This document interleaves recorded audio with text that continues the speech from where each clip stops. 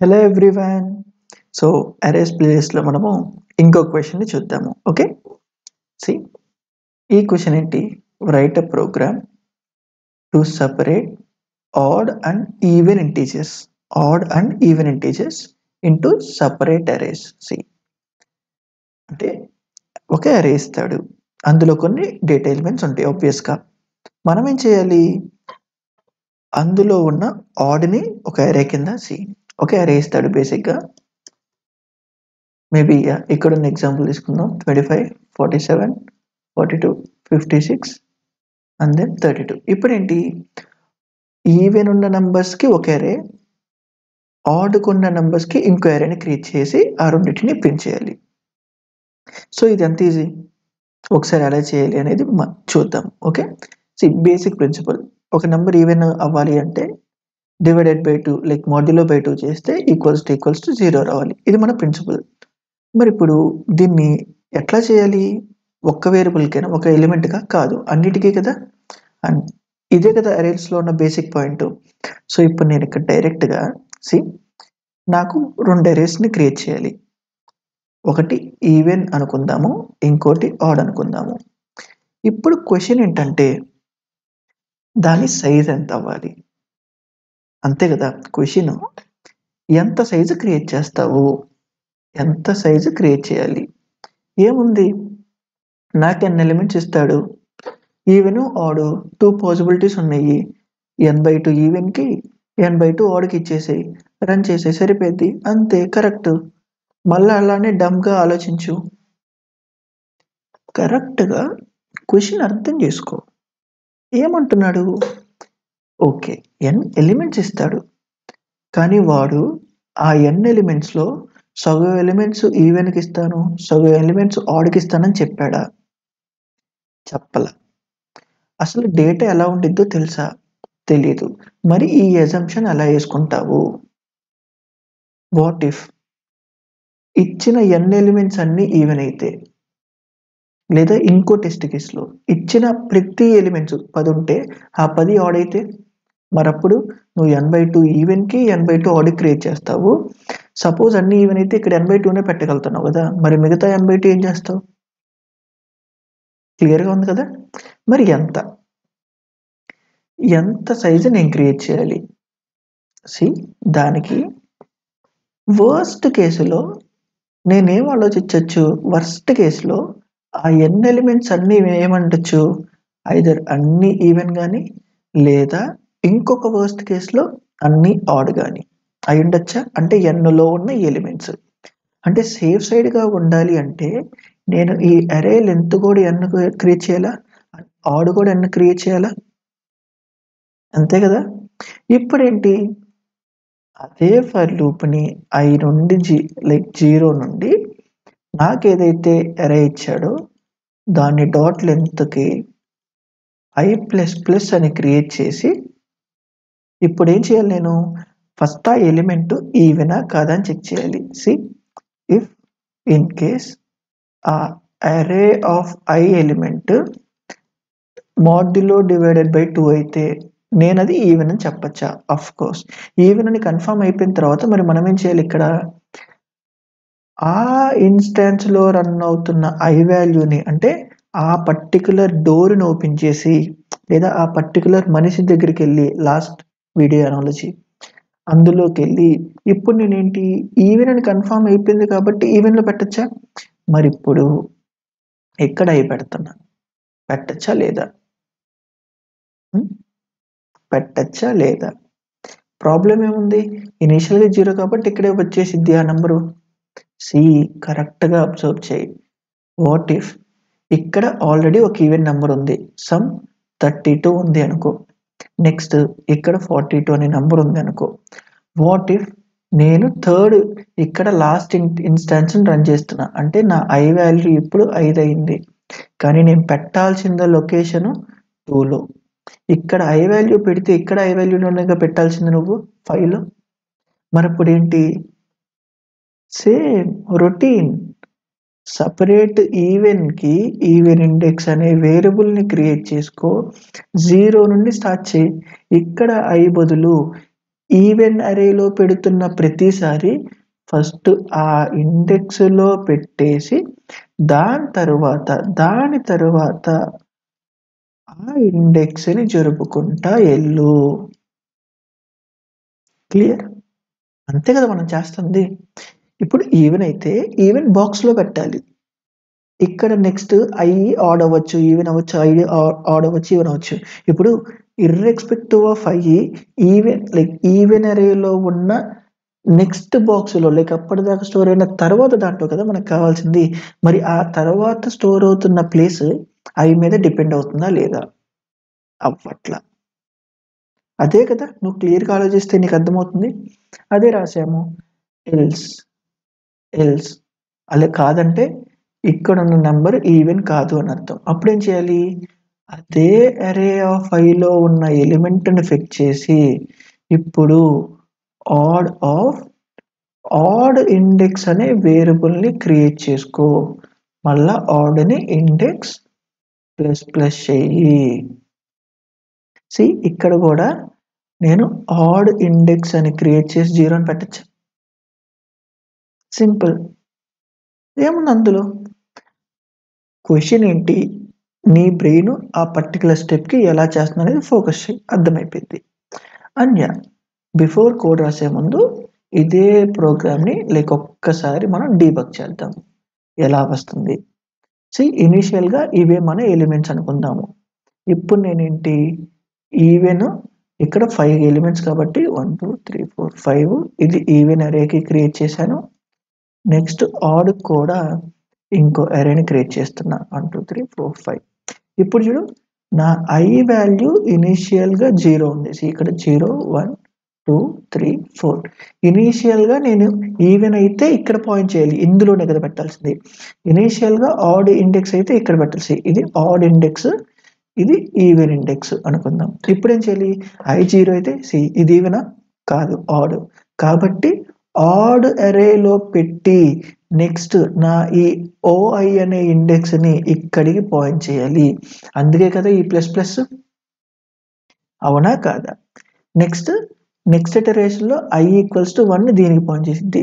47 even odd. అంటే ఇప్పుడున్న ఎక్కడైతే ఉందో నా ఓఐ అందులో అది పెట్టి దాని తర్వాత ఇక్కడికి పాయింట్ చేసేలా చెయ్యి.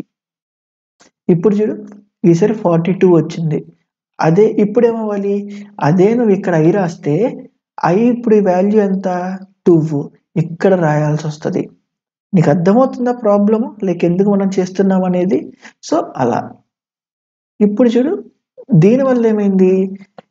మనకి దేన్ని యాక్సెస్ చేస్తున్నా? ఈ ఈవెన్ అనే అరేని దేంతో యాక్సెస్ చేస్తున్నా? ఈవెన్ ఇండెక్స్ అనే వేరియబుల్తో యాక్సెస్ చేస్తున్నా. ఇప్పుడు దాని వాల్యూ ఎంత? స్టిల్ 0K కాబట్టి 42 ఇక్కడికి వస్తుంది. నెక్స్ట్ 56 అఫ్ కోర్స్ ఇక్కడికి ఎందుకు జరుపుతాం కాబట్టి. అండ్ నెక్స్ట్ 32 నెక్స్ట్ ఇటరేషన్కి జరుపుతాము. అండ్ నెక్స్ట్ 32 ఈవెన్ కాబట్టి ఇక్కడ స్టోర్ చేస్తున్నాము. అని ఇప్పుడు ప్రింట్ చేస్తే ఇంతేనా వచ్చేది నాకు? ఒకసారి మళ్ళా దీన్ని ఇంప్లిమెంటేషన్ అలాగో చూద్దాము. ఒక అరేని క్రియేట్ చేసి అండ్ 31 24 55 అండ్ అఫ్ కోర్స్ నువ్వు నెగిటివ్స్ కూడా తీసుకోవచ్చు. నెగిటివ్స్లో కూడా ఈవెన్ ఆడ్ ఉంటాయి కదా. ఓకే. ఇప్పుడు చూడు నాకేం కావాలి? ఈవెన్కి పాయింట్ చేసే ఒక ఇండెక్స్, ఆడ్కి నేను యాక్సెస్ చేయాలనుకుంటున్న ఒక వేరియబుల్ ఇండెక్స్. ఇప్పుడు ఎన్నిసార్లు రన్ చేయాలి? ఆ అరే లెంత్ ఎంత ఉందో అంత దాకా నేను రన్ చేయాలా లేదా? ఇప్పుడు చూడు ఇఫ్ ఇన్ కేస్ నేను ప్రెసెంట్ తీసుకున్న ఐ డేటా ఎలిమెంట్ 2తో డివిజిబుల్ అయితే ఇప్పుడు దాన్ని నేను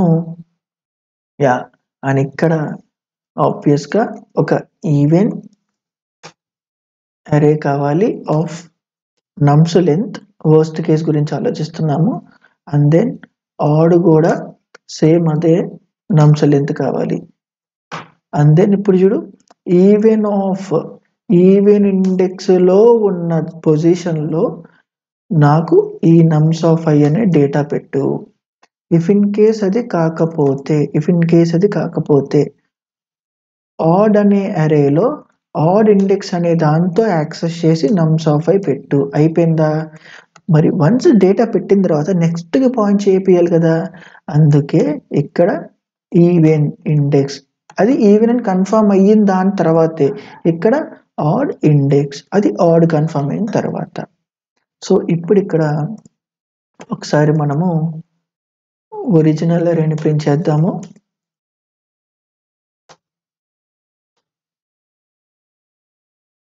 See, and then of course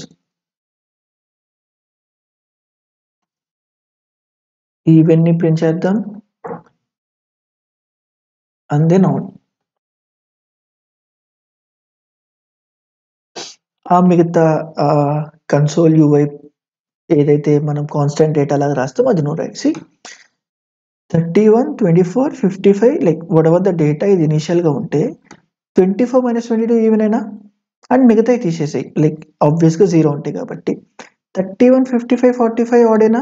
మరి ఇక్కడ మరి ఇప్పుడు క్వశ్చన్ ఏంటి, నాకు ఇవి కూడా కనబడకూడదు అంటే ఎక్కడ దాకా డేటా ఈవెన్ ఉందో, ఈవెన్ నంబరింగ్ ఉందో అక్కడ దాకే ప్రింట్ అవ్వాలి.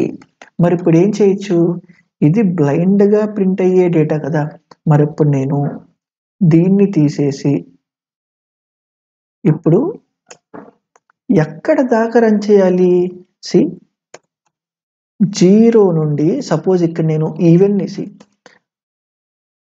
ఆఫ్ ఐని ప్రింట్ చేయాలి, ఇక్కడ ఈవెన్ డాట్ లెంత్ పెడితే బ్లైండ్గా అన్ని వెళ్ళిపోతుంది.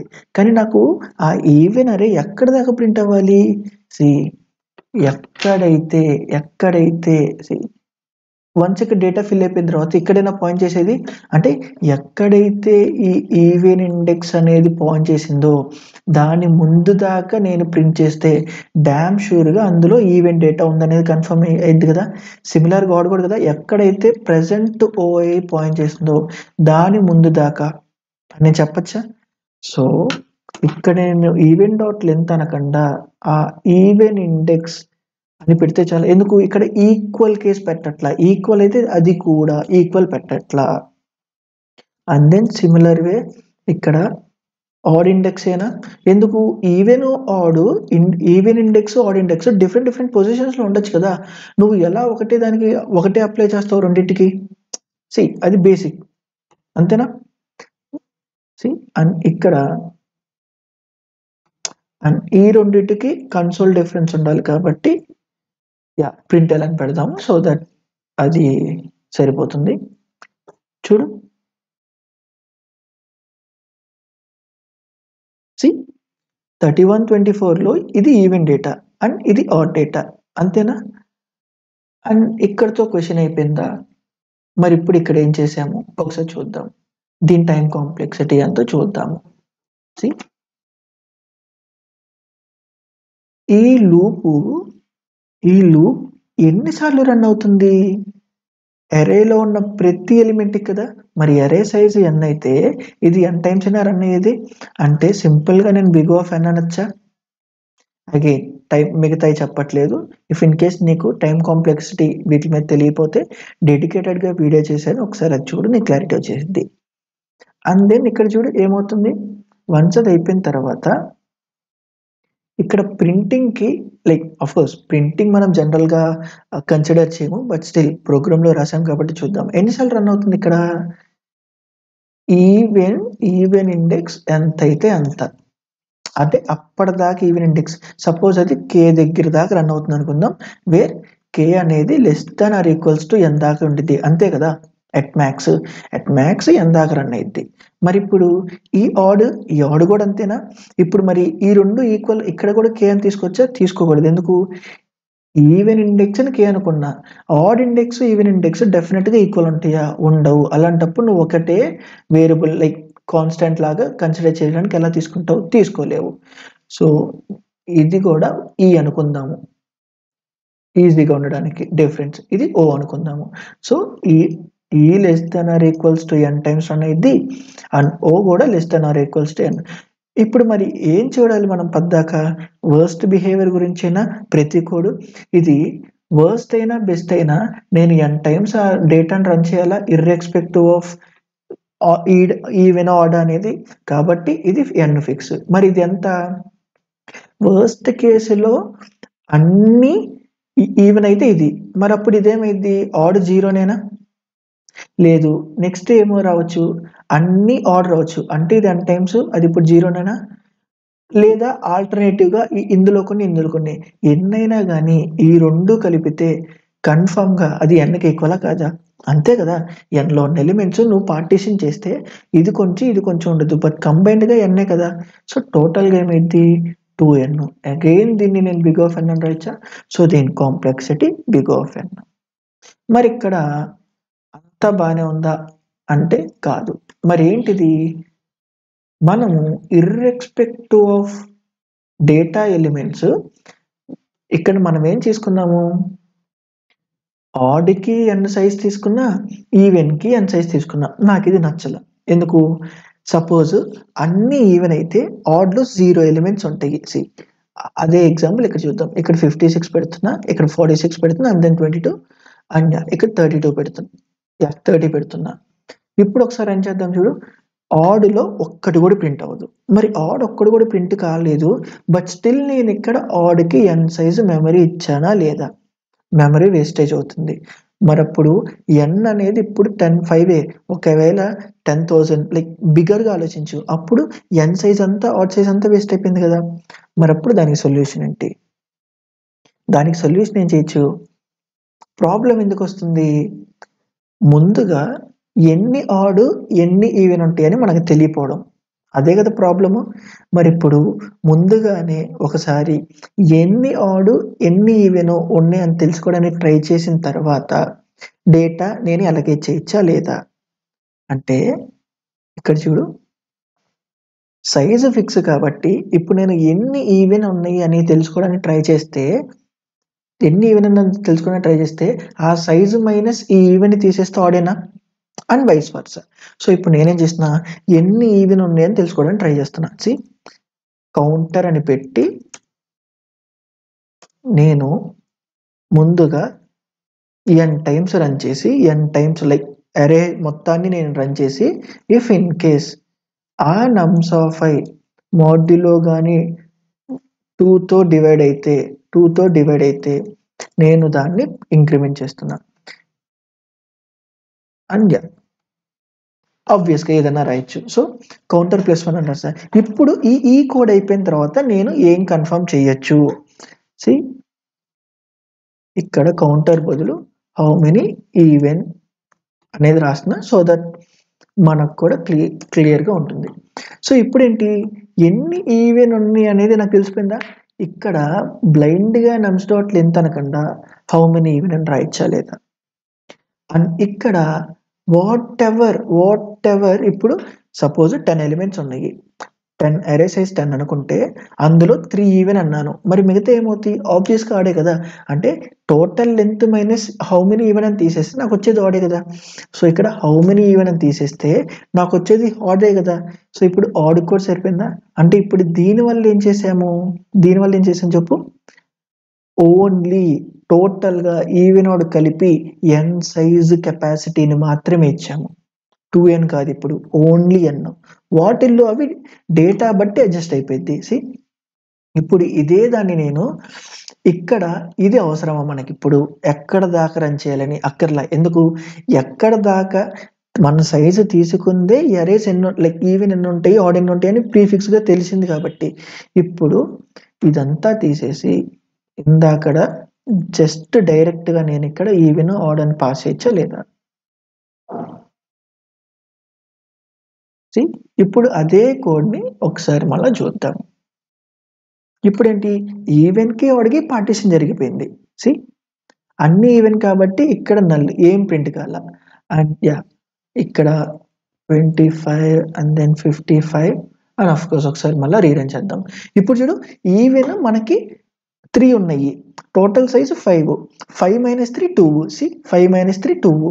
అంటే 3 సైజ్ దీనికి, ఈవెన్‌కి 2 సైజ్ దీనికి ఆటోమేటిక్‌గా హ్యాండిల్ అయిపోయింది. సో, అంతే. అండ్ యాజ్ యూజువల్‌గా పైథాన్‌లో కూడా ఎలా రాయాలో చూద్దాము.